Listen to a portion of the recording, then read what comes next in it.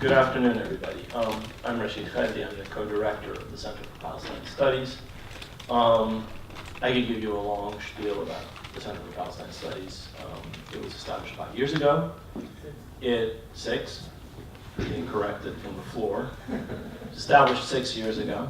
It is the first and only center in the hemisphere that does academic work on Palestine. We work in the field of law, we work in the field of arts, we work in the field of present history.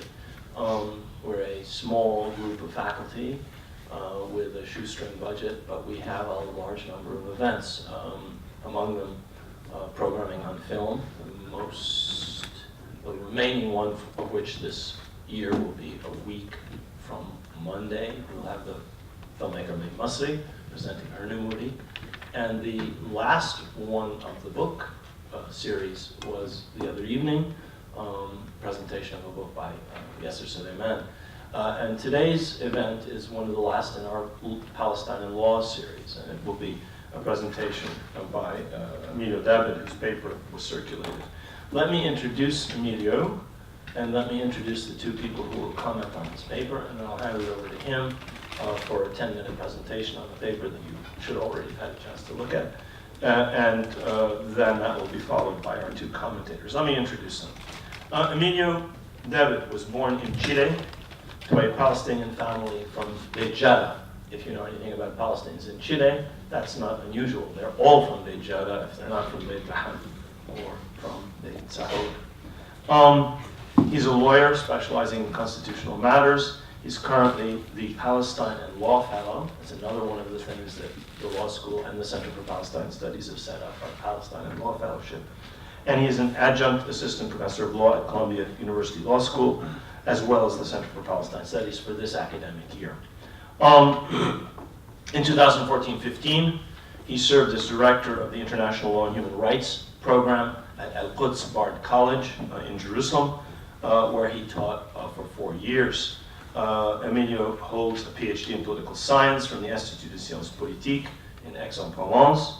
And Imam CNRS, don't ask me to explain what those French initials mean, a very distinguished institution, also in Aix. His dissertation was on the constitutional process in Palestine. So the paper that you're going to hear a discussion of today is obviously drawn from his dissertation. His more recent research looks at relations between legal processes and discursive practices on the one hand, and political and social changes, subjectivity and identity formation on the other. His work sheds light on the role that juridical phenomena play in sociological and anthropological questions, and specifically on the disciplinary powers of law and the discourse of rights in contemporary Palestine. So Professor David will be presenting first for about 10 minutes. We have two distinguished commentators on the paper, both of whom have a particular specific interest in law. The first is Professor Catherine Frankie. Catherine is the Sulzbacher Professor of Law at the Columbia Law School, where she directs the Center for Gender and Sexuality Law and is faculty director of the Public Rights Private Conscience Project. She's among the nation's leading scholars on law, religion, and rights, drawing from feminist, queer, and critical race theory. Her most recent book just came out, actually, NYU Press, this past year, 2015, this past year, is entitled Wedlocked, The Perils of Marriage Equality. It has a lovely cover, actually. The book's great, but the cover's wonderful. It considers the cost of winning marriage rights for same-sex couples today and for African Americans at the end of the Civil War. So it brings together several of her interests. In addition to her work at Columbia, she does regular work in Palestine, where she serves as an academic mentor for the human rights faculty at Al-Quds University in East Jerusalem. She's done similar work at Birzeit and elsewhere. She's on the steering committee of the Academic Advisory Council of Jewish Voice for Peace, and she also chairs the board of directors of the Center for Constitutional Rights here in New York City. So that's Professor Frankie, who will comment, have a few things to say about the paper. The other commentator, distinguished commentator, will be Professor Brinkley Messick, who is professor of anthropology and of Middle Eastern, South Asian, and African Studies at Columbia University. He was the chair of the anthropology department from 2004 to 2011. He served for 7 years. See, that's why he's bald and gray and has a beard. I've served as a chair for 2 years and I'm finished. He was a founding co-director of the Center for Palestine Studies. He served in that capacity from 2010 to 2015. Much easier job than being chair of the department. And currently is the director of the Middle East Institute. In 2009, he received the Outstanding Senior Scholar Award from the Middle East section of the American Anthropological Association. He's conducted research in Yemen and Morocco, and he's the author of the much lauded Calligraphic State, published by the University of California Press in 1993, which won the Albert Hernani Prize of the Middle East Studies Association, and will soon appear in a Turkish translation. Professor Brinkley is a co-editor of Islamic Legal Interpretation, a book published about 10 years ago, and has a new book entitled Sharia Scripts, The Anthropologist as Reader, which is forthcoming from Columbia University Press. I hand the program over to Emilio. Join me in welcome.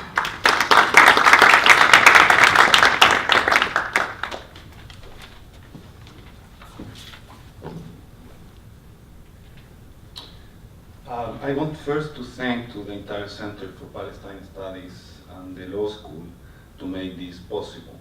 I would like to especially thank Tamer Mashoud and Liz Boylan for all they have done, to J.J. Mitchell for this amazingly tasteful poster that she did for the event.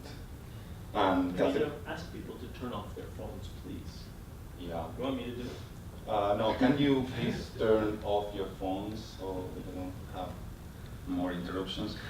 And I was saying to J.J. Mitchell for this amazingly tasteful poster that she did for the event, and of course Frankie, Brent Messick, and Rashid Halidi for all their support. Thanks to all of you for attending and bearing with me. In the chapter that you read, I propose revisiting Oslo through the Palestinian Authority legal production. Though by now we know it did not deliver its promises, PA legality has participated in the transformation of almost every aspect of our lives that Oslo brought about in Palestine and beyond. These transformations are of material, symbolic, and discursive nature. They advance categories of perception departing from those before Oslo, and their pervasive impact explains that Palestinian contemporary politics is not fully understandable within the pre-Oslo categories.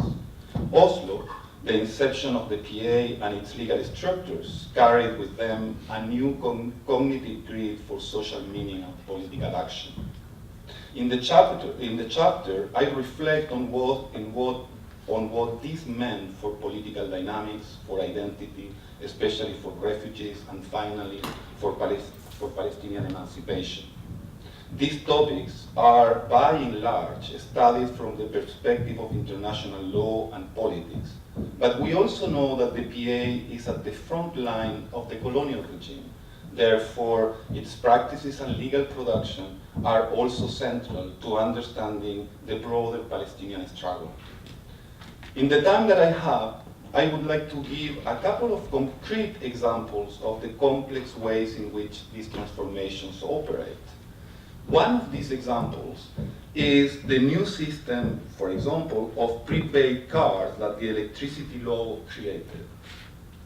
Electricity in the main cities of the West Bank is provided by the Jerusalem District Electricity Company, whose, albeit blurred, public character have historically allowed the PA to consider national concerns in its management. The treatment by the company of refugees' electrical consumption, for instance, was subjected to special considerations that were not only determined by political calculations, they were also related to the position of refugees in the national imaginary and a certain conception of social and political responsibility in a colonial context and in a situation of statelessness and occupation. However, J.D. Cole, this company, is progressively entering in partnerships with private investors and therefore has been increasingly subjected to private commercial logics, one which puts at the top of its priorities profit rather than nationalistic interests. One way to avoid the public debate on social conflict that the new logic governing this company would surely elicit has been to resort to subtle technologies that, in a silent and apparently less traumatic way, that drastically implement a new, strictly contractual client-consumer-provider relationship. One of these technologies is a prepaid electricity card. It indeed seems to transform our relation to authority, to other subjects, and our ideas of social and political responsibility and solidarity. And it does so in such a way that the potential for collective action, so central to anti-colonial politics, is weakened.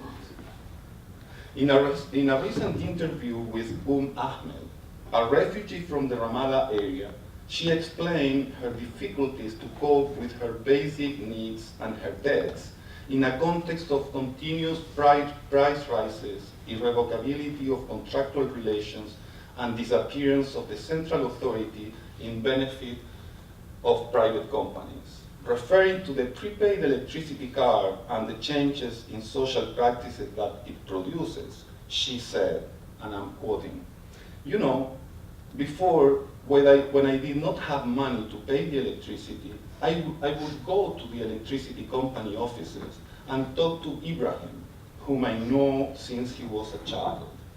And I would explain to him my situation and promise him to pay as soon as possible. He would always understand and turn the light on in my house.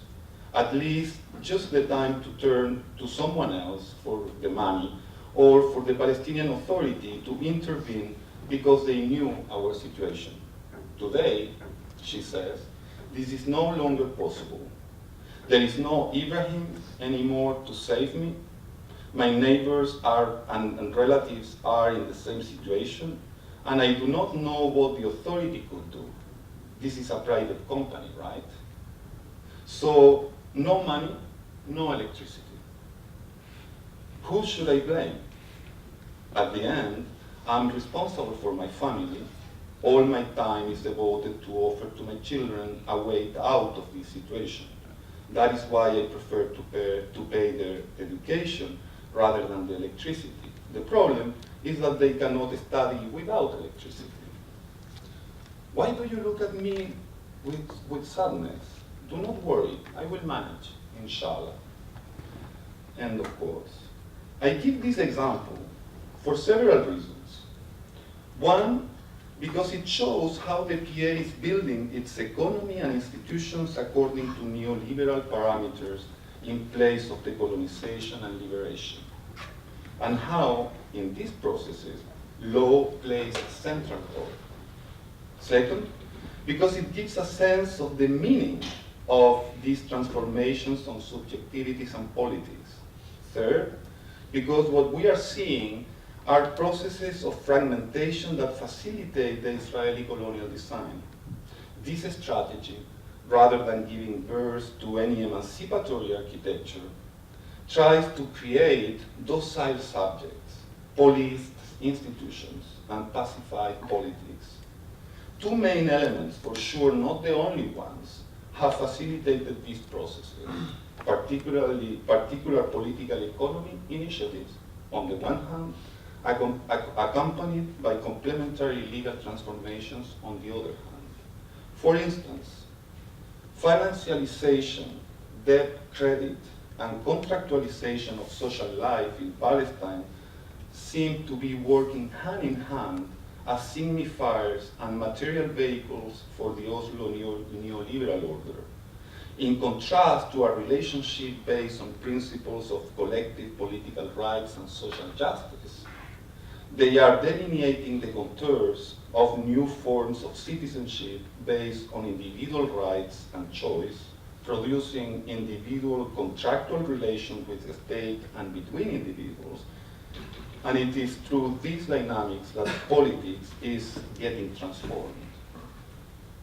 To explain the juridical grammar of contractualization and its power of pacification, the analysis cannot be limited only to the formal legal design of economic institutions and processes. It requires as well a deep and thick exploration of the ways in which law and legal discourse have contributed to introduce and legitimize economicist and atomistic understandings of the self and its circumstances, homo economicus rational, and dynamics of commodification of rights implying a new social imaginary. The example of Ibrahim shows how social, political, and family networks of solidarity tend to crack in front of the increasing contractualization of social life, which transform dispossession, for example, into individual responsibilities requiring personal strategies rather than collective decision-making. Let me give you the last example, and with that I'm finishing, of these transformations and how law is implicated. In the trilogy, financialization, debt, contractualization, the political subject is also believed to be guided by individual strategies to acquire not emancipatory rights that one is entitled to, but rather the goods and services that one can afford and which become one's only rights. This new rationale does not only produce a redefinition of emancipation and freedom as consumption choices, but it also operates a commodification of rights. Take a look to this. This is an amazing billboard now in Palestine. So, translate. Yes, there is a new billboard advertising bank loans for housing on the Ramallah-Birzeit Road in the West Bank. This billboard reads, "The key to own your house is in your hands." And please correct me if there is any mistake. Al-Ahli Bank, my power to make change. Payment period up to 25 years. Interest rate starts from 5.5%. Financing up to 85%. Now, if you notice there, the main symbol of the advertising is a middle-class, affordable house with the key of return on the bottom.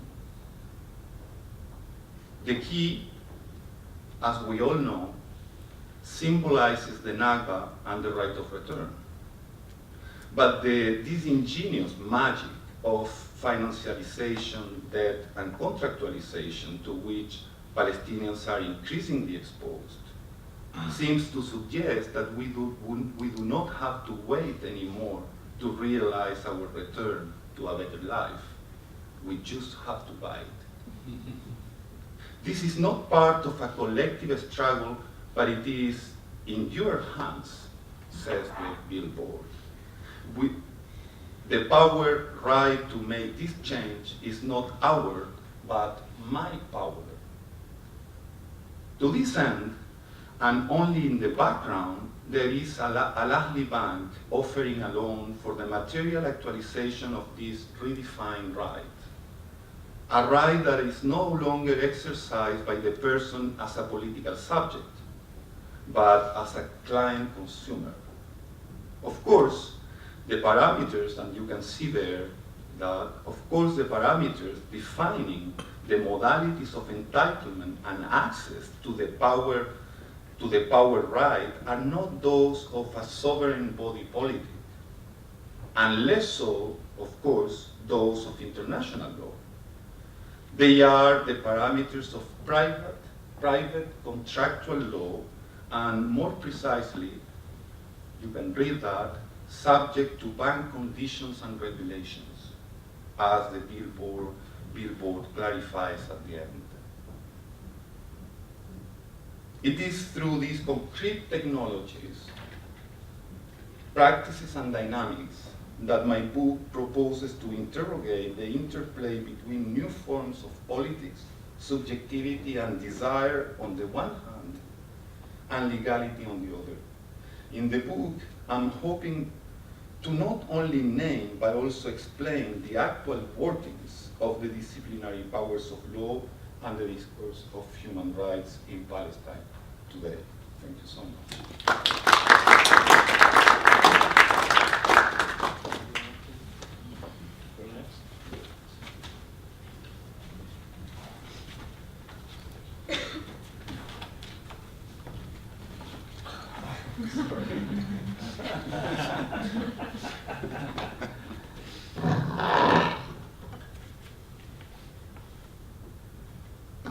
Thank you, Emilio. I'm going to guess that not everybody had a chance to read the paper. And it was clearly written by a younger man than I, because he writes in 10 or 11-point font. That I find very hard, a challenge for my older eyes. But if you haven't read the paper, I really commend it to you. It's the beginning of the book project, and in a way it plumbs somewhat different issues than what Emilio presented in his introductory remarks here. So I thought I might offer some, capture some of the bigger ideas in the paper, and then engage them to sort of get a conversation started here. But his presentation for today is entitled A Constitution for a New State, or excuse me, a non-state. That's an important mistake. A Constitution for a non-state, or How to Do Things with Law.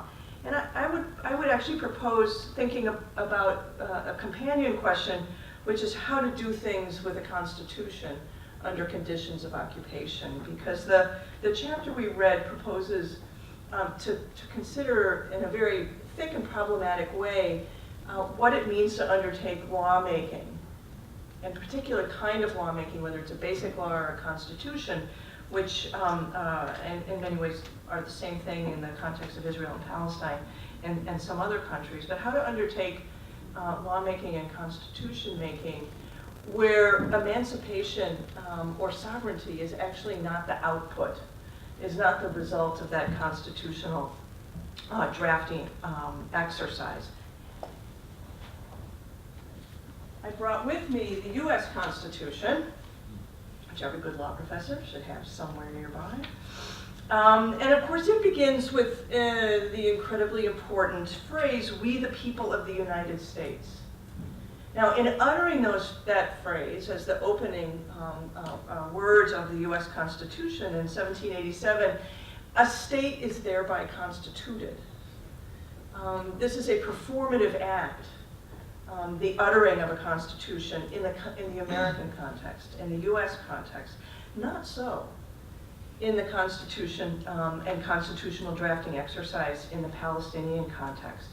So if what we do in the US context is in fact enact a sovereign state through an already constituted people who speak, who undertake a speech act, a constitutional and legal speech act in the pronouncement of the Constitution, what is happening in the context where constitutions or laws where the Constitution is drafted in Palestine? What might it do if not result in sovereignty? And so the question I think this chapter poses very provocatively and thickly on the level of situated description and bringing to bear a very rich set of theoretical literatures is to suggest, I think, that in the Palestinian context, the Constitution doesn't create a sovereign people, it provides evidence of a people. And it does so as the preamble to the basic law in the Palestinian context states by providing evidence of the collective consciousness of a people. Now that is a very different exercise than constituting a sovereign state. It's not just the expression of a national identity. The Constitution provides evidence of a national identity. And so to think more capaciously, as I think this chapter does, about what we can do with constitutional drafting as political acts that exceed the creation of a sovereign state is part of its genius and part of what is so intriguing about it. So this idea that the Constitution provides evidence of a people through the collective consciousness of that people is itself an enormously interesting way to frame the problem. In many respects, the arc of this chapter, and the arc of a lot of Emilio's work, thinks about the political limitations, the problems of path dependency, and the domestication of emancipatory political projects that transform into rights-based legal projects. And this is what he traces in this chapter, and it's what we're tracing in a seminar we're teaching together this semester on legalizing social movements. What happens to a social movement, a political movement, when it turns to law, and the tactics of law? In what ways do those movements become narrowed? Do they privilege certain types of actors and certain kinds of claims that law and law alone can articulate? And do those movements become, in a sense, defanged and domesticated in that process? And the Palestinian example is an excellent one. So one of the questions that he poses along the way in this chapter has to do with the ways in which a constitution or a basic law can have an emancipatory force. And he's borrowing this term from Strawson and says, pushes back against Strawson's formulation of emancipatory force by provocatively asking what kind of emancipatory force can a constitution drafted and perhaps enacted under conditions of occupation? So the predicate landscape is one of an absence of freedom and sovereignty. But what emancipatory force can a constitution have? And what might that constitution need to do in order to escape the domestication of both the commercial and neoliberal economic relationships as he described in his setup, but also the domesticating effects of law. So among those ways in which we might understand the emancipatory force of constitutional drafting under conditions of occupation would, I think, have to do with an effort on behalf of those drafters and the people on whose behalf that drafting takes place to escape the grasp of an orientalizing form of interpolation, of the power being interpolated in such a way that the P is recognizable to an I. That what is Palestine and who we the people are in the Palestinian context isn't reducible to what is recognizable or legible to the occupier, to Israel. The emancipatory power of these acts of drafting, I think, suggest the idea of rights and law, or rights in the Constitution, taking place not just in the domain of law, but in the domain of politics, that they mobilize something more than narrow rights, and they act or they mobilize forms of resistance to that kind of domesticating form of power that law uniquely, unfortunately, imposes in the context where he's describing it. The second thing I think that the emancipatory force of constitution drafting under the conditions of occupation can make possible is a resistance to a normalization of the dispossession and the denial of self-determination that occupation itself represents. And to this extent, I think that the paper grapples with the double binds that the Palestinians, and particularly the PA, have found themselves in lawmaking, where they become an instrument of their own occupation, an instrument of their own denial of self-determination. So when politics becomes constitutionalized, when we're in a moment of the constitutionalization of politics, how do we resist the collaboration of the political entities that are engaging in that constitutionalizing process with the occupation itself and with the colonial project of Zionism? And that is clearly the place that Emilio wants to say the PA is at, in the legalization of politics and the legalization and I would say neoliberal economic structure that his earlier remarks described, but the legalization of current lawmaking and governance is one of collaboration with occupation. But constitutionalizing politics doesn't have to do that. And the paper leaves, I think, open the question of what it would mean to return to politics and turn away from law in a way that is an act of resistance rather than an act of collaboration. Thirdly, there is an overwhelming pressure placed on the Palestinians, but not only on the Palestinians, but on social movements as they move from the domain of the political to the domain of the legal, to drape their claims in what I would call the warp and weave of modernity, to demonstrate a kind of grown-up subjectivity that renounces violence for law, that surrenders demands for power in favor of claims for rights, and that would become plausible subjects that would be welcome at the grown-up table of negotiation, rather than in spaces considered more adolescent, that are constituted more around armed resistance or throwing of rocks. So how can constitution drafting not be a collaboration in that modernist project, where a certain kind of subjectivity, as grown-up subjectivity and modern subjectivity, is substituted for the more radical politics of the political.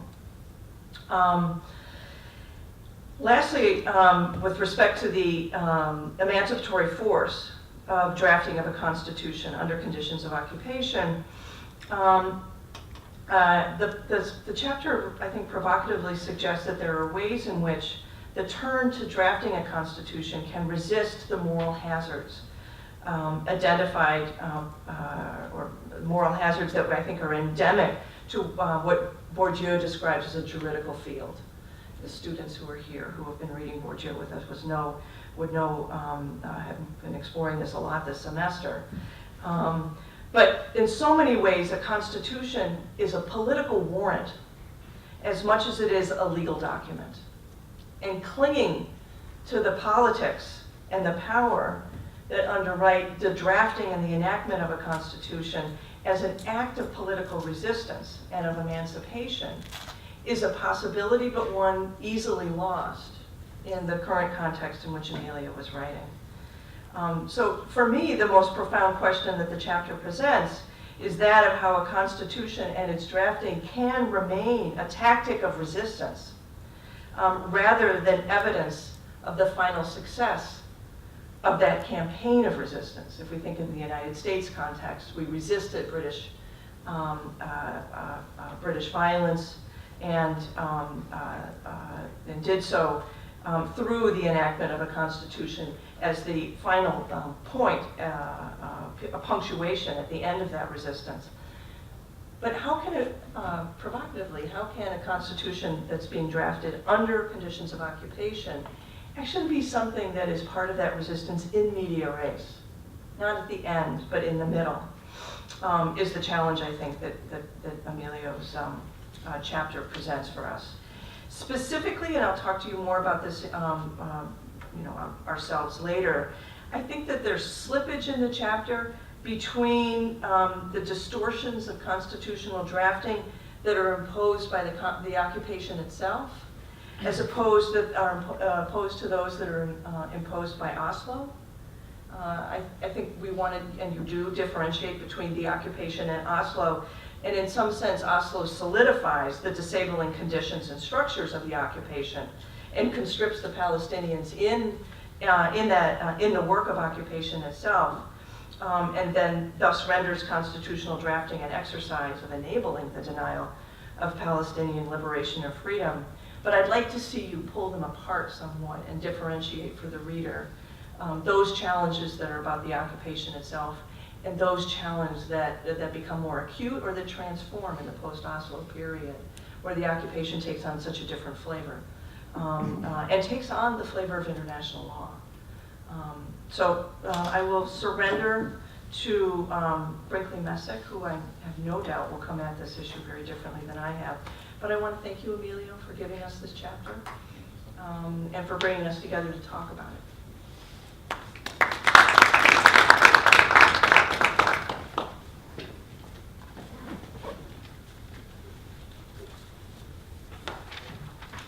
Thank you, Emilio. This is a very challenging paper, a very rich paper, and I was surprised to see a closet anthropologist emerging from the text.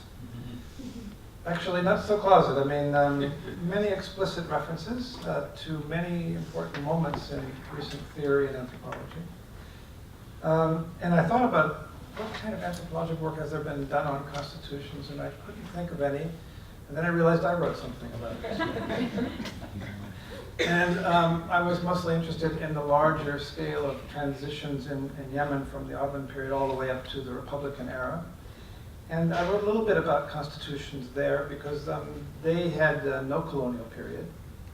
And so a very different kind of world in which they had to create themselves and use this new form, the form of the Dustur, a constitution, which was a new category itself. And they went about it in interesting ways that are in some ways analogous to what you describe, at least about the early moments in constitution making in Palestine. That is, they thought about who they were.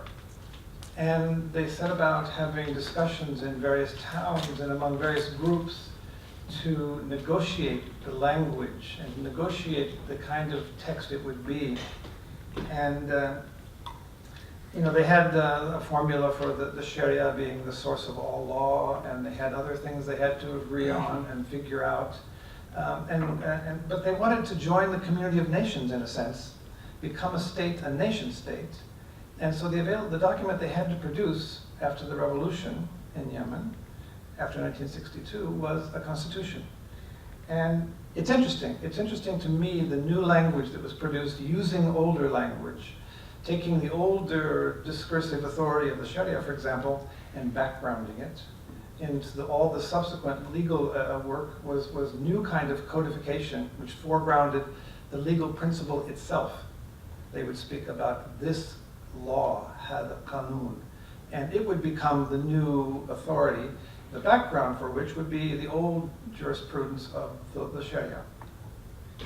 But there's another. I think that anthropologists who can study legal phenomena can do so more, or at least in addition these days, not simply as ethnographers who interview and who are present in court and who attend to other kinds of legal phenomena on the ground.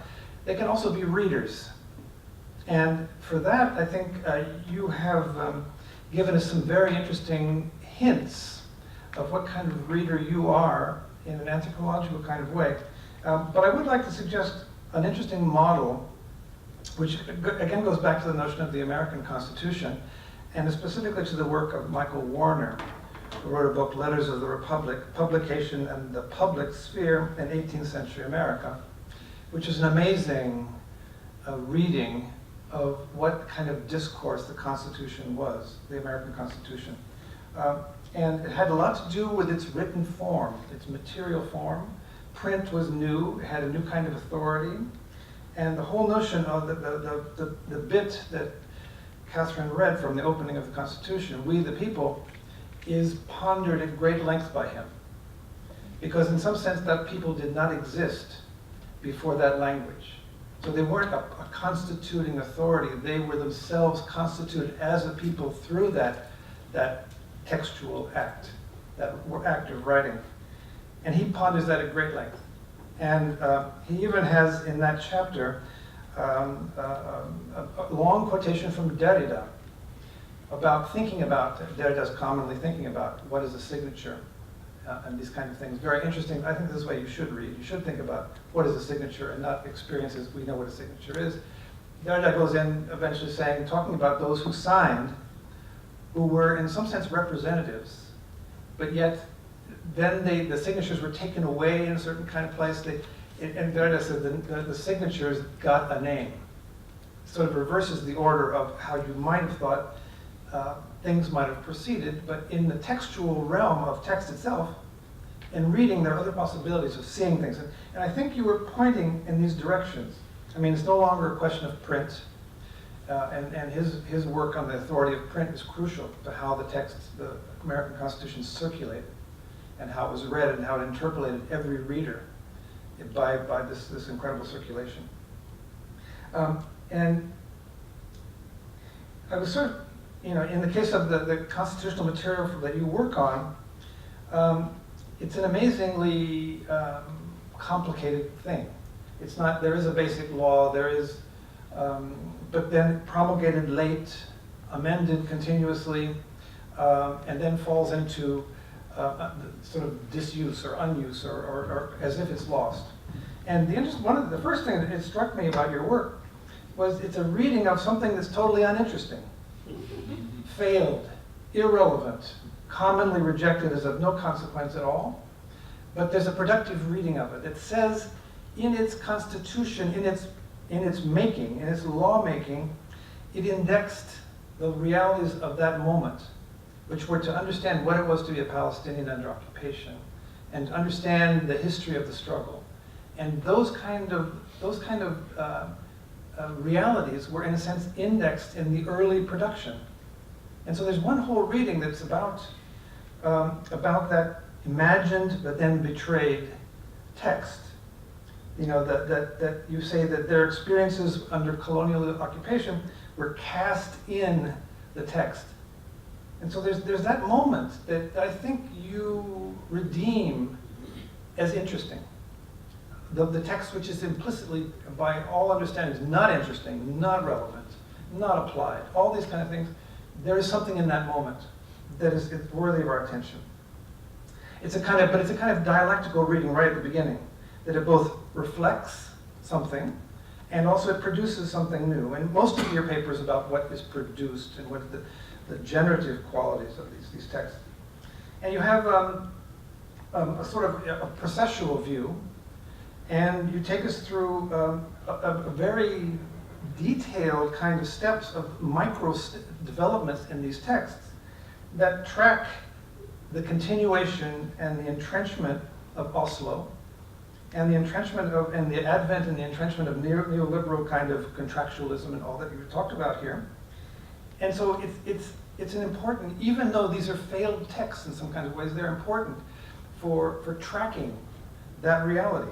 The failure is the tracking. It's part of what you and the continuing Nakba in law is there represented in large measure, or in one of its main locations. And so at the very end you say that your overall analytic project is one of historical deconstructive analysis. And I imagine that maybe you had read Michael Warner and you read the piece by Derrida, but maybe not. Maybe you should tell us what that means. And I did understand that this deconstructive analysis is historical and would be comparative. You give us a list, just a suggestion. Is that going to be a chapter? This list, on my page 24, I had to add my own number there. There were, maybe I can't find it even on my own numbers, but it was an impressive list of other rights groups, other kinds of, that there were comparative issues, that there were contextual issues, that, but this deconstructive work, this history of the present kind of work, is the central piece of it really is a kind of reading method, I think. And it's reading, both with and against the grain of these texts, which they become, the big texts are put in the background, they're older. Then you get these ministerial decrees and ordinances And all these are the most tedious thing you can possibly think of. However, each one of them is interesting in its own right, as a moment in the production of a new institution, even if it turns out to be totally different. But that's a starting point. You can begin the analysis, a critical analysis, as you say, a critical legal scholarship that is that becomes this paper's project. But there's sort of two moments. One, I think you have this kind of processual view that tracks the history of this textual production, this legal production, this lawmaking work, and the parallel institutions of the political and other kinds of realms. But then sometimes you focus on a moment, and there's a different kind of a series of points to illustrate. And so it's not so much processual anymore. I'll give you an example of that. Maybe I can find that. I think that's a very interesting summary on my page 22 and 3. So you say, this is one of the subhead of Palestinian legal activism. Contemporary Palestinian politics is thus marked by paradoxical dynamics, and you give 4 issues. I made 4 of them. While we observe an entrenchment of the colonial regime, that's 1. Division within the national movement, territorial and institutional fragmentation, that's 2. 3, heightened authoritarianism. We also witness a growing reliance on international law, the language of rule of law, good governance, and human rights. So this is a kind of moment that you're at. This is sort of the contemporary. This is the moment of your analysis, looking back over this. This is the fruit of this kind of accumulation of text, so to speak, accumulation of legal work that ends up with this kind of predicament, this kind of horrible outcome, which you have also documented its growth. It's not something that spontaneously emerged like that. It was a kind of a produced thing. Let me see here. I wanted to. There was a subhead, an epigram on page 14 in my paper. Very interesting epigram. The lawyer bit. If you think you can, I'm quoting. If you think you can think about a thing inextricably attached to something else, without thinking of the thing it is attached to, then you have a legal mind. And the reference is to Thomas R. Powell, quoted in Lawrence Rosen. And this seems to be not you. And exactly what that kind of lawyer mentality, which is bracketed and contextualized, or decontextualized, you might say, is exactly what you're not doing. Because the Palestinian predicament cannot be read outside of the Israeli predicament, the Zionist project. And if that is what law does, if that kind of blinkered work of law is necessary at a certain level of legal analysis, it can't be the final analysis. It certainly won't end up being this deconstructive, critical legal scholarship that you're offering us.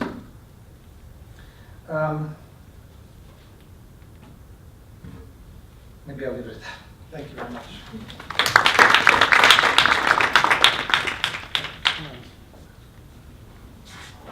Do you want to respond?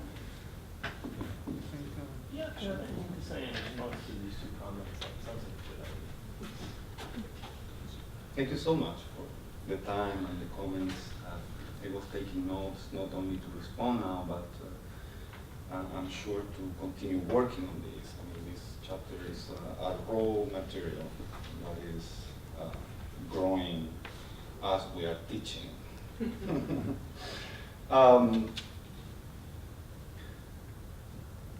Yeah, I'm fixated with the idea of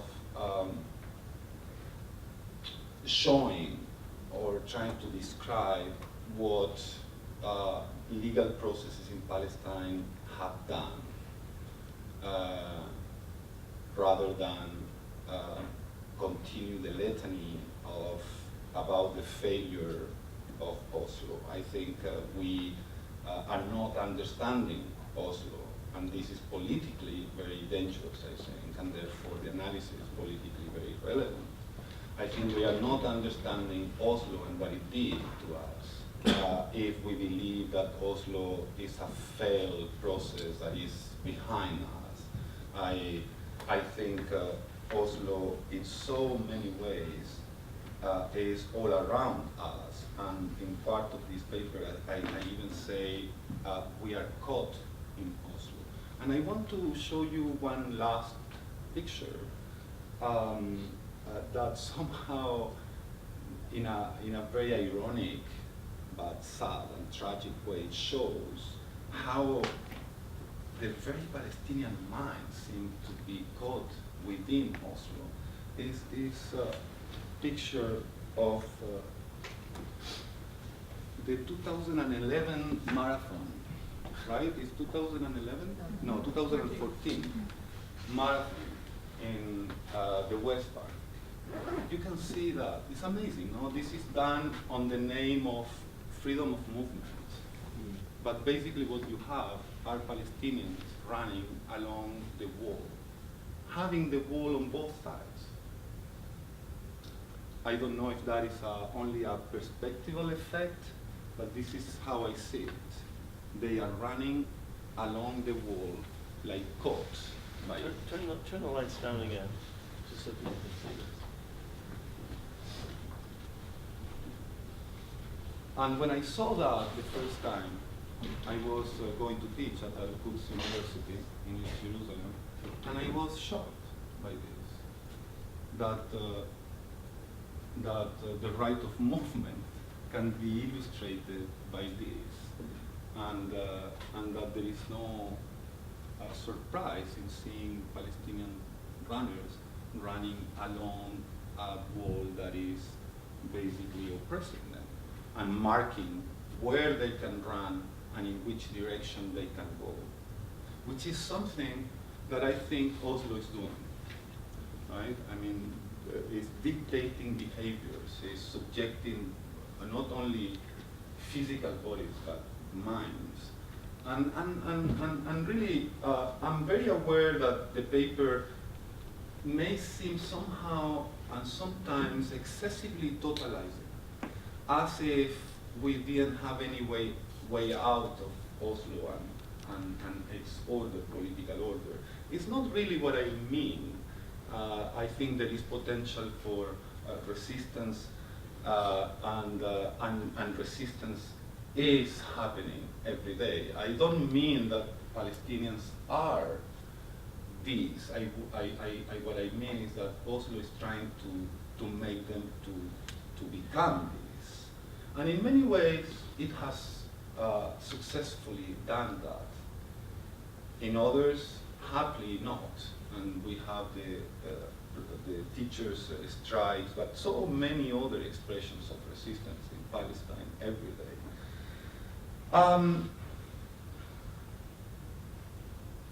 Yes, I mean, the use of law, I'm a lawyer, and believe me that at night I believe in the emancipatory powers of law. That is not the same in the morning when I wake up and I'm pressure. But I really believe that law can have emancipatory powers. It's just that in this case, it didn't. And it really didn't.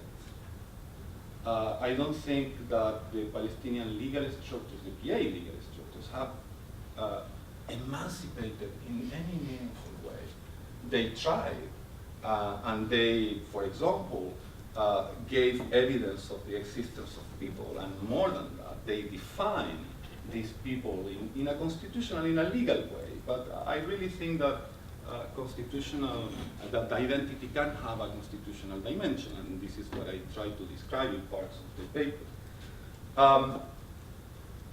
Despite that, I think what the Palestinian legal regime has done, rather than emancipating, is something that in general legal regimes do, is to reflect the context where they are raised or are created, right? I mean, Partha Chatterjee, speaking about post-independence India, says that the new state could not but reflect the colonial context in which it was created in so many ways. I think in the Palestinian case, the same thing happens.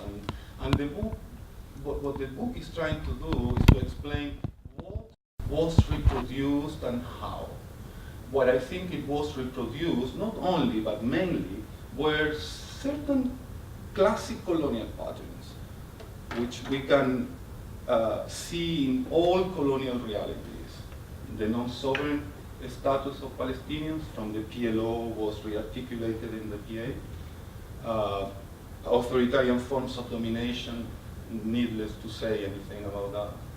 And more importantly, the division and fragmentation of the colonized subject, which is one of the elements where my work concentrates, and that is why I gave you these examples of neoliberalism or a neoliberal agenda being implemented in Palestine, because they are somehow really participating in the creation of new subjects in a liberal or neoliberal subject with all the consequences it has. Also, something that this shift to law, not only international law, Israeli law, but also the shift to internal law, what it has done is that strangely makes us to desire things like rights or statuses or recognition, you name it. And these things, very often in the Palestinian case, are not only different from what Palestinians were fighting for, but somehow and sometimes they represent exactly the opposite of it. And this is something that you could read in the paper. I mean, take a look to the state or statehood, right? Statehood for the Palestinian case has not only been redefined, so the state that we may get is not really a state. And we know that there is no control on natural resources, there is no control on borders, there is no control even in who is a potential citizen of this potential state. And of course, you saw in the paper how law, again, had excluded refugees from this legal political imaginary. But take a look to the state. The state has not only been redefined, but in many ways it contradicts what Palestinians were fighting for. From the very beginning, the national movement was not only created, but also maintained by refugees. And very early on, the national movement defined its goal not of statehood per se. I mean, you read the PLO charter and you don't find once the word statehood in any of them, not the 64, not in the one of 1968.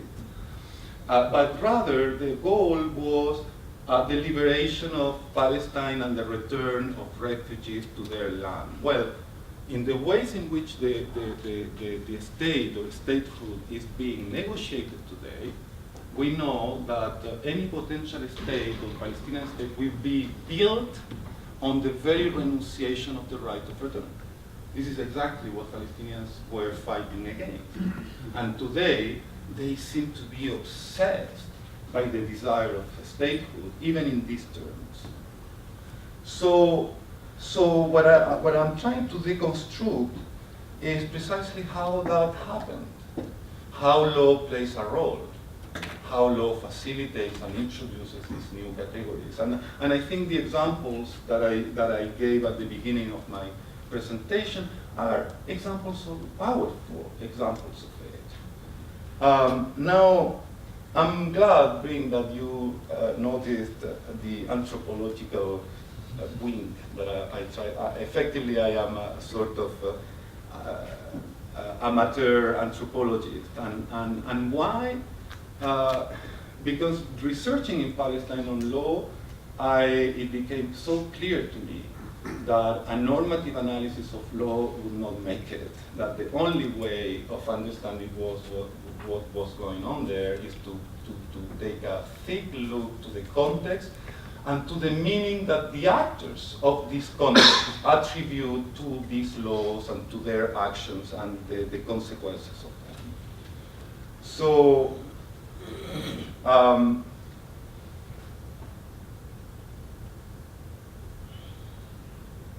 So the last thing that I would like to say is that the impact of legal production, and especially of the Palestinian basic law, apart from all the examples that you read, made something very strange, or not really, if you think about, which opposes your comment about it seems that the Constitution, after the drafting and after the reforms, was somehow fell, leaving. Nobody remembers it, and it's not applied. It's not exactly how I read what is going on. I think we are not in Palestine in a post-constitutional period, but we are in a perfectly constitutional period. The state of emergency, the state of exception in which Palestinians are living is a constitutionally recognized situation. And all the reification of authoritarian dynamics and the division and fragmentation and repression and etc. are allowed and facilitated by this constitutional frame that is not being applied. No. It is being applied. They declared the state of exception and the state of emergency, technically speaking, based on in the constitutional text. So they are not somehow literally outside the law. I think they are still within the PA post-law legal frame. I think this is what I would say about the comments for now. Thanks. So, shall we perhaps open the floor for comments? I don't know how to do this because you're sitting here with your backs to the audience. To you, or why don't you stay there? Yeah. I assume people will mainly have questions for you. So, questions or comments about the paper from anybody? You can take your own question. Yeah, thank you, Emilio. I mean, that was enjoyable to read, even perhaps more enjoyable the second reading, because this is the second time that I read it. What I really like, especially in this version, is just how decisively you move past this whole notion of failure, right? Of Oslo as this site of project failure, essentially. And I think what's interesting about that is that you pick up somehow where a lot of the recent literature on the occupation, especially Israeli literature, sort of leaves. They leave it at a point where they say, yes, there's this massive restructuring of the occupation, and there's this subcontractor called the PNA, or the PA, where it becomes a kind of prosthetic. But none of them ever tell us how this entity actually works as a form of government. And how I read the paper, striking to me, is a sense of how law functions as a form of government in this very particular context. And it was really, really wonderful to sort of read the very vivid kind of descriptions. I have maybe 2 points or 2 questions in that regard, in the sense of law as government. The first is this point that I think you make powerfully, you come back to more than once, about subjects or identities, and you move between these 2 terms. And at the end you told us it's a form of capturing minds, which is a very evocative way of putting it, and a very powerful way of putting it. But I wonder if you can reflect on that a little bit more, given what we sort of know about power and subjectivity in a place like this. Is this really, the production of something like legal subjects in Palestine? What's being captured? How we see ourselves? Or is it more a kind of cynical self-duping? We all pretend that we're citizens of a state to come, and we play along as we get in different theoretical traditions. So that's one question. Can you bring up, because it seems to me that a legal subject, a citizen of something, seems already foreclosed as an outcome in that context. So then we're talking about something that's slightly in between. That's not quite, outright repression. It's clear that it's authoritarian, of course, but there's more than repression. It's productive. It's constitutive of something that's not quite subjectivity as we understand it. I think that's very suggestive and a very important way of pushing that debate forward. And it's a debate that I think is important, but stalled somewhat. So maybe a question there. The other question I have is about how your narrative constructs almost a seamless transition between these discourses, right? And I think you complexify that a little bit now, but I think for the book, you might want to think about sharpening that a little bit more. And what I mean is that there's a sense that this statist, legalized body of discourse emerges and entirely substitutes or erases, negates, whatever, the old liberationist, vaguely revolutionary discourse that existed. But actually what your images show so powerfully, and there are hundreds of images of it, is that it's not quite that. It's that there's an entanglement between these things. The key is still there. The notion of a fidei is still there. Even haqq al-awd is kind of, propagated and talked about all the time. They convene demonstrations for the right of return. Sometimes they go and police them themselves, but they do it. There's a double speak. They speak in forked tongues about this, and it's that entanglement is not quite the seamless movement from one thing to the other. And in fact, that entanglement, I think, is partly how it works, because they occupy that, also the oppositional sort of vernacular. So maybe that's just a suggestion more than a question moving forward. Can I piggyback on that? It's the first part of your question about subjectivities and identities. So you're going to have to, excuse me, I'm going to play the anthropologist here. It was a really interesting paper, and absolutely accept the premise that rather than thinking Oslo as failure, you have to think about it as a sort of productive and ongoing sort of productive. But it struck me throughout the paper, and I mean, it's clearly the introduction, right, to a book. Yeah. So part of it, this is a question of what comes later. But there are ways in which you talk about identities, subjectivities, cognitive restructuring.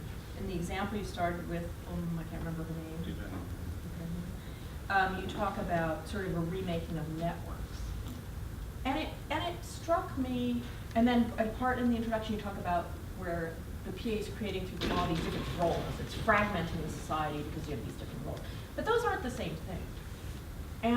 And it strikes me that, I just maybe can ask this as an evidentiary question. How do we know? I mean, I do not doubt that there's a productive transformation going on here, but how do I know that it's actually someone's subjectivity being transformed? As opposed to maybe I'm acting as if in the public world because that's how I act. That there's a certain way in which there's an assumption that everybody has somehow gotten on board, not out of choice, but because this is this profoundly transformative project. But something can be transformative in a set of disciplinary and power relations without necessarily really making claims to one's subjectivity or even identity. And that would require a certain kind of evidence. So I guess I'm sort of asking both conceptually I'm following on the earlier question, but what would be the evidence? And how do we know? If you want, I can go ahead with this. There's no other question. Why don't you Yeah. go ahead with those two? Unless I there's have a more. question in the opposite direction. I mean, I'm critical of your premises and your interpretation. So, do you want me to proceed now, or you want to answer those questions No, first? please go. Okay. So, I begin here, make it simple, and I begin I'm criticizing from the floor as an activist. Because as an activist, I'm also a PhD student, but I deal with these issues, and Palestinians deal with these issues on a daily basis. This is the discourse, On a daily Oh, basis. yeah. without the whole theoretical background and the scholarship knowledge and interdisciplinary. But these issues are on the floor, on the table. So this, you saw it as capturing the Palestinians. But you missed the light. You see the winner, and you see the two lights, white things going beyond the walls, and you see the force to the opening. So this is another option. So this is not a pamphlet to say, oh, we are defeated, have to do it inside these walls. in the opposite, you see something outside. So this is symbolic, but more serious. I think you go back to the notion of Palestinian first national convention, like this is too much theoretical to begin with. Like you rightfully brought the context, the political context, but you also escaped it because you didn't begin that the political context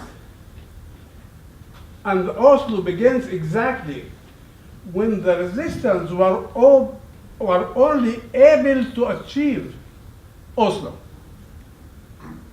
This was the maximum resistance brought the PLO to get Oslo against the whole world, the whole imperialist world, not against Israel. You don't show. I can criticize your research by claiming because you didn't bring al-Fahim and Nazareth, so you are to begin with, you are missing the point. You are not talking about Palestine. How can you talk about Palestine as a West Bank and Gaza while you didn't mention the Galilee? So this kind of logic, you see, you used yourself and can be used against you in the research. My point is, we have to examine the keywords of the analysis, like occupation. Are the Palestinians under occupation in the general sense of things? That there is an imperial power occupying a nation in its own land? I say no. Because Israeli occupation means also expulsion, possibility of expulsion.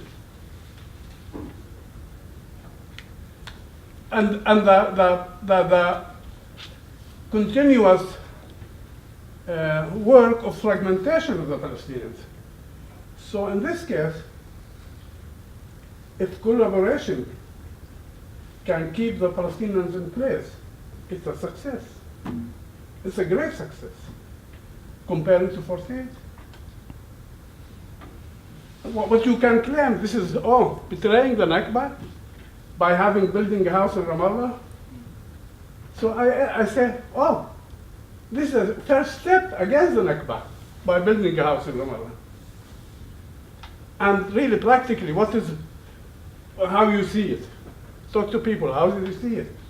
If you have 30,000 Palestinians or more already from refugees, they became inside Gaza and inside the West Bank, and they have new houses there. Is this a direction of a Nakba or a direction of anti-Nakba? So this is why Israel cannot even take Oslo. This is why Israel cannot take even a PA that collaborates with them in security every day and night. This is this is where the Palestinian case is not conventional. And also, the PA, you have two systems, the Palestinian also. This is the complexity. The PA is not Palestine. You have the PLO. While the PA works security with the Israelis, the PLO go to the UN and join the international law court. And they do progress as being recognized as a state. That's it. Well, since you've been questioned by two anthropologists and one activist, I thought I might ask you a question as a comparative historian. And it was not so much your paper as your discussion that made me think of this. And it's not a question, but it's a comment, and you might want to think about it. And this is to think about the Palestine that's created by the Palestine, and I saw the part of Palestine that's under the authority, that's nominally under the authority of the Palestinian Authority, as a non-unique form of standard neo-colonial indirect rule. In other words, it's not that unique. The constitutional things you talk about are different and in some ways maybe unique, and in some ways not so much. And it's sort of similar to pre-1947 India, and it is incidentally in some constitutional respects. It's very similar to post-1932 Iraq, mandatory Iraq, which was nominally independent, and to Egypt from 1922 to 1954. In all of those cases, occupation continued. The British maintained their military control, maintained control of diplomatic relations. But they allowed extensive self-rule of different forms. In the last two cases, there were nominal claims to sovereignty by the Iraqi and Egyptian state, but they weren't really sovereign. Obviously, there are differences. The Israeli system is both a classical colonial system of indirect rule over subject people, and it's also a classical settler colonial system where one people is meant to replace another people, like in Algeria, or like in the United States, or Canada, or New Zealand, or Australia. And that's where what Isam is talking about comes in, because the Israeli system is both. It's both like a colonial system where they keep the people in place and rule over them and give them nominal indirect rule, or nominal self-rule.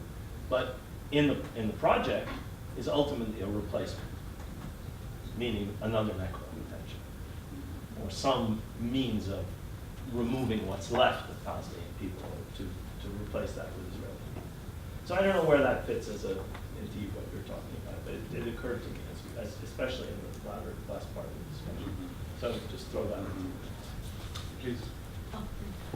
So I'll say generally this is fascinating, and I'll continue being the outlier of taking a very maybe different direction from the anthropologist here, and actually thinking of, especially of the ads you presented from the more marketing and psychology perspective that I'm coming from.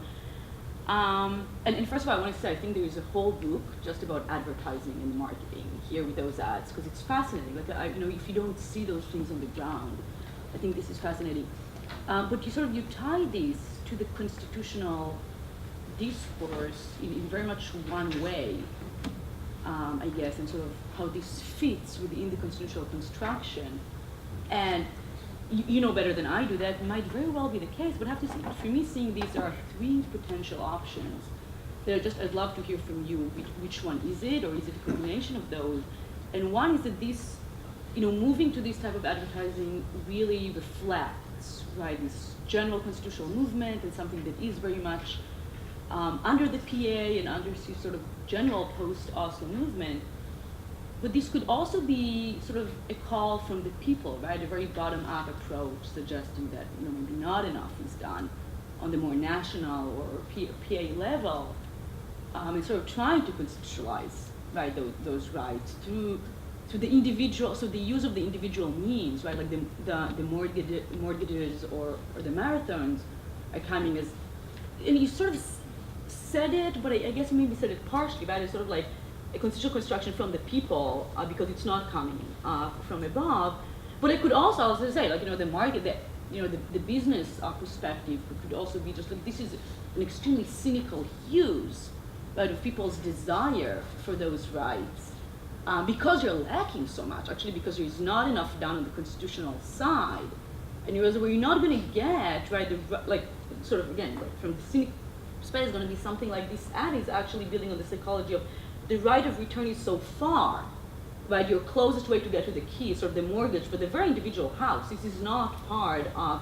So I guess just like there's a more optimistic read, the more pessimistic read, and I'm just sort of interested to hear which one you think it is. Nina, we're supposed to be out of here at 6. We'll take 2 more extra minutes. So maybe summarize. You have maybe 10 minutes, 5 to 10 minutes to. I know a lot of questions on different things. What you can manage in that time. Let me say something about legal subjects and the first question.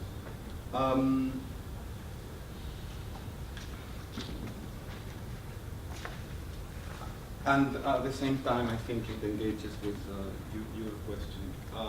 Evidence of these changes in subjectivity and what do they mean exactly.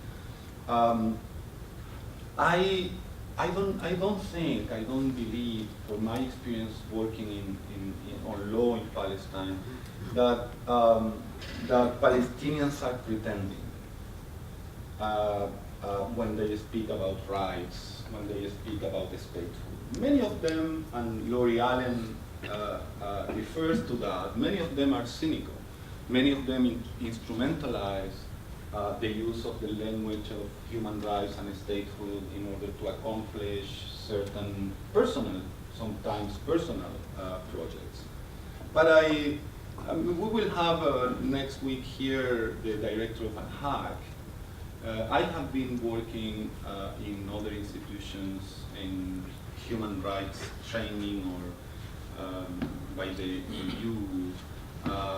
I had to analyze the law on the Constitutional, the Palestinian Constitutional Court in these programs about building an independent judiciary in Palestine. I have been working so close to legal activists and scholars, and I really don't think that people are simply cynical and pretending and instrumentalizing. Many of them, I think this subjectivation operates in much more complex ways, and in many ways effectively it accomplishes these transformations of the ways in which we think about things, the ways in which we think authority, in the ways in which we think networks of solidarity. And Ibrahim's example is so telling about that. I mean, she is saying, asking me, what could the authority do?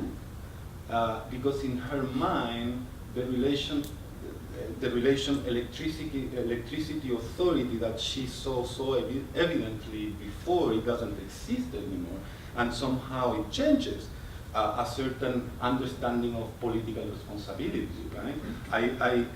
But I was saying that I don't think that Palestinians are only pretending. I think many of them, my students in Al-Quds Bar College studying human rights and international law, of course they are aware of the limits and the frustration that this legal activism produces, but at the same time they are so hopeful and they don't have in mind any instrumental relationship with it. They really believe that this can have, and I do believe also that it can have some emancipatory power. I don't deny that. I'm just saying that we should be careful about that. So how much? I mean, subjectivity is how Oslo, but legal structures assigning titles, for example, ministers and councillors or presidents, changes even the ways in which people think of themselves, and therefore the ways in which they relate to other people. Think about people like, and I excuse myself to name him, but he's not here, so we can say it. I remember in a conference in Palestine about constitutional drafting, there was an ex-minister of justice. And according to protocol, the first person to speak was the president of the university hosting the event, and of course later the minister of justice. Ali Hassan at the time was in the room, and some other scholar came to the organizers and told them that he had to leave earlier, that he had a plane to catch, and if he could speak before and then leave, and they told him, okay, there is no problem. Ali Hassan, Minister of Justice at the time, interrupted the conference to complain about the unacceptable, disrespectful behavior of the organizers of not respecting his title as Minister of Justice. And that was unacceptable for him, and he left. So when I saw that, I remember, I thought, okay, I mean, these titles and attribution of identities, right, as a minister, really is impacting the ways in which they relate to authority, to other people, to other individuals, and the ways in which they see themselves, etc. But think about, and here I'm borrowing some of the work of my partner. This is the good thing of living with a smart person, is that you always have good ideas.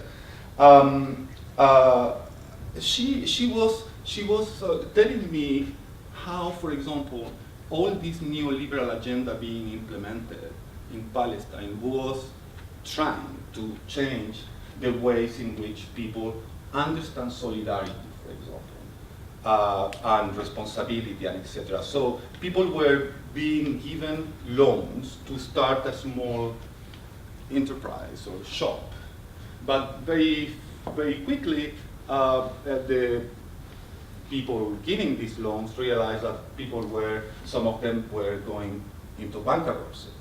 And they went to them and asked them why it didn't work, and they realized that they were giving a lot on credit. And so the discussion within the institution was, how can we train these people? What they need is economic discipline. And the other person was saying, what do you want me to do? They are my neighbors, they are my relatives, and etc. So the changes on the ways in which we understand ourselves, or networks of solidarity, effectively are very concrete. I mean, take a look to refugees and how Palestinian law has completely excluded them from the imaginary of the PA political agenda, and how do they perceive themselves within these legal structures. I mean, more and more they see with suspicion an authority that is willing to give up on their right of return in order to get some gains in the political context. And of course, they see that more and more they will be excluded by the PA from its own political imaginary. No, I don't think that these dynamics are totalizing. I think that resistance to all these dynamics is there. We see them every day. But the problem is that precisely because of that, precisely because of the gap between what the PA leadership and a certain Palestinian elite and bourgeoisie and economic elite, how they are thinking Palestine today, I think the gap between people and the authority, which exists and is reflected in resistance not only to Israel but to the authority itself, the only thing that it does is it augurs a stronger authoritarianism, which is the only way in which the PA can sustain itself in front of so much dissent. Finally, I think I agree with you, and I'm so disappointed that I realize that the paper doesn't convey these, it seems. Of course, Palestine is not the West Bank and Gaza, and this is precisely why I'm so suspicious of the obsessive utilization, for example, of international law in order to represent the Palestinian plight. If you read the paper, you will see there that there is a reference to Derrida and a very convincing and good article about the use of international law, specifically the use of international law of occupation, because of course it helps Palestinians to confront violations and torture and all kind of war crimes and to denounce them and etc. But the law of occupation as a law in general does not come without a price. And Darrelly in this article says the international law, and specifically the law of occupation, assumes certain things that are very problematic for certain people, like me, for example, who think that the only or the closest to a fair solution for the Palestinian plight is one state where we can live together in equality, meaning after dismantling the ethnic supremacy that Israel has established there. For those people who believe that, effectively we cannot be at ease with the uncritical utilization of international law of occupation in order to represent the Palestinian situation, because this law assumes that you have two people who are separated, and two political entities that are separated, when in reality we have been living together under Israeli rule for the last 5 decades, right? And so it doesn't represent. But living unequally, you can't say living. Living is become mystifying. Yes, we're living under the same rule. We have but to, I we live have in to end the Al-Fahd, session.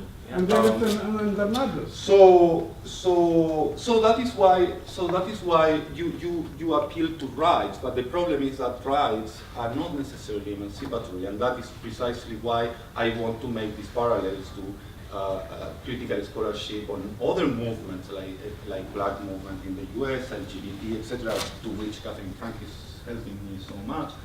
Because you can draw parallels that show that an uncritical use of the language of right may make you find yourself on the side of power rather than fighting power. So the fact that they are resorting to the word right, it doesn't mean for me that it's necessarily an emancipatory step in any way. I think I don't have more time. Thank you very much for Thank you.